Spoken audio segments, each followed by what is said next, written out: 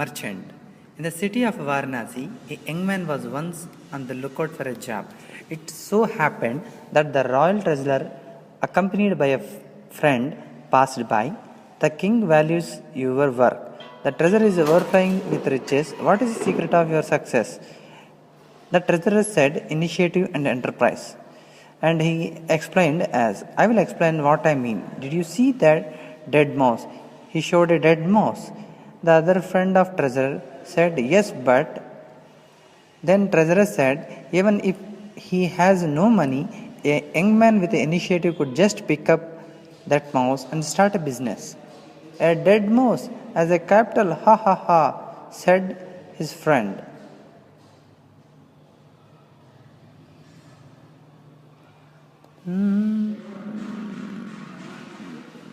The young man stopped and gazed at the dead mouse. It sounded like an absurd idea, he thought himself. But the treasurer must surely know what he's talking about. But what can I do with it? Who would want to buy a dead mouse? So then on the road, a person was holding his cat, and the cat leaped out of his hand and rushed towards the mouse. The cat owner shouted, hey pussy, come back. Ha, I know what has attracted him, said the cat owner. Cat owner said to the young man, my friend, will you sell your mouse to me? I will pay you 1 paisa for it. The young man said, the mouse is yours. And he said to himself, the first coin I have earned. But what can I do with this small coin? The treasurer had said, one must have enterprise. Okay. I have got it. I must find out if there is a demand for something and then arrange to supply it. Please give us. And he went to one of the good dukan, shop. It's a good is nothing but a kind of item which is like a sugar, and it is a item from India. Please give me 1 paisa worth of good or sugar. The next morning, the young man filled a pot with the drinking water and went to the outskirts of the city. I will wait here for the flower gatherers to return from work. In the forest, workers were busy collecting flowers. It was late in the afternoon when they finished their work and began returning to the city. It is so hot and I am so thirsty. There won't be any water to drink till we reach the city. They were talking to themselves. And here they come. Thought about himself while seeing the flower pickers, the young man. So the young man shouted to the flower pickers as, brother, you must be tired. Have some water and a little sugar. Thank you, son. May you live long. And they drank the water to the full of their stomach, and in the return as a gratitude, they said, all I can give you is a bunch of flowers. Is this bunch of flowers? Okay, thank you, uncle, he said in return. How refreshed we feel after drinking that water. May these flowers also make you happy, son. And the young man said, thank you. And each of the workers drank some water and gave him a bunch of flower in return. Bring us water tomorrow as well, my friend. And the young man replied, I will. The young man took the flowers to the temple in the city. There he sold them. Here is the money. And he shouted, flower for sale. And all of them came one by one, and they bought the flowers, and in return they gave them money. In a minute or so, a bunch of them came and bought all of the flowers, and now after selling the flowers at the temple, he collected 8 rupees. With the money he earned, the young man bought a big water pot and a larger quantity of sugar. The next day he went back to the forest. Today you may have a little more sugar. May God bless you, son. the flower pickers replied in return, and they drank the water and eat some sugar also.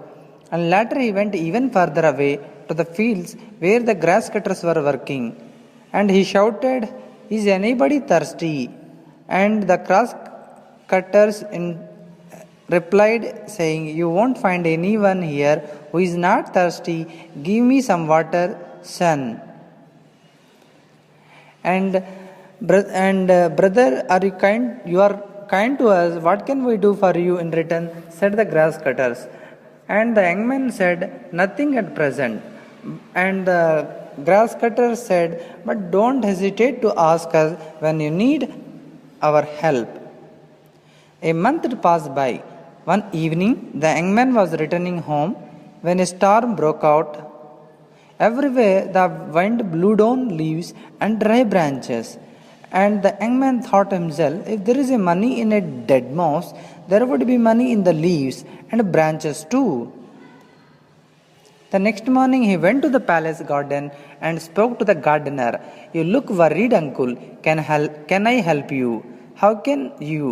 The gardener is littered with branches, and the king is expected any moment now, and I don't know how to clear the mess before he comes." The young man said, "I will help you if I can keep the fallen branches." The gardener said, "Take them, son, only take them away soon." The young man said, "I will go and get some help. I will be back in a minute." The young man did not have to go far, and he went outside the garden, and he found lots of children are playing outside the garden. And the young man said to the children, "Would you like to have some sugar?" And the children said, "Sugar chocolates, why not? Certainly." "Okay, then come on, boys, I will give you some sugar candies." So he distributed sugar candies to each of them, sugar good to each of them, and they take chances one after one, another one to have the gur or also Indian candy. And they said, give me one or something. And the young man said, everyone will get their his share. "And would you like to have some more?" he questioned the children. They all unanimously said, "Yes, but you must earn it." "We are ready," they said. "Tell us what we should do." "Then come on with me," said the young man.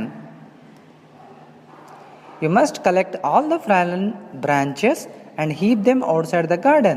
"That is easy." Quickly they gathered up the fallen branches and formed a long human chain to pass them on to a palace outside the garden. "Ah, you have finished. Here is your reward. Delicious gur, Indian candy." Thank you," said all of them. Just as the young man was wondering what he should do next, a potter came by and stopped his cart. "Is that for sale?" said the potter. "Yes, indeed," said the young man. "Here are the 16 rupees. Please help me load my cart." "Oh, yes, of course. Now I have all the wood I needed to fire the pots specially ordered by the king," thought the potter himself. The young man then went with the potter and to the market. "Have you heard? The horse dealer will be coming tomorrow." The merchants were talking in the market. He heard this discussion. The young man, "Yes." So the other merchant was replying to him, "Yes, I hear. He will be bringing the 500 horses to sell." "Ah, that's useful information. Thank you for letting me know," said thanked young man to himself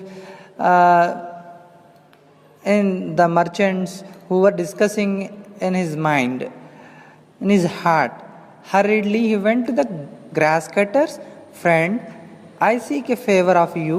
At least tell us what we should do," said the grass cutters. "I want a bundle of grass from each of you. We are 500 in all, so as many bundles of grass will be delivered to you tonight," said All the grass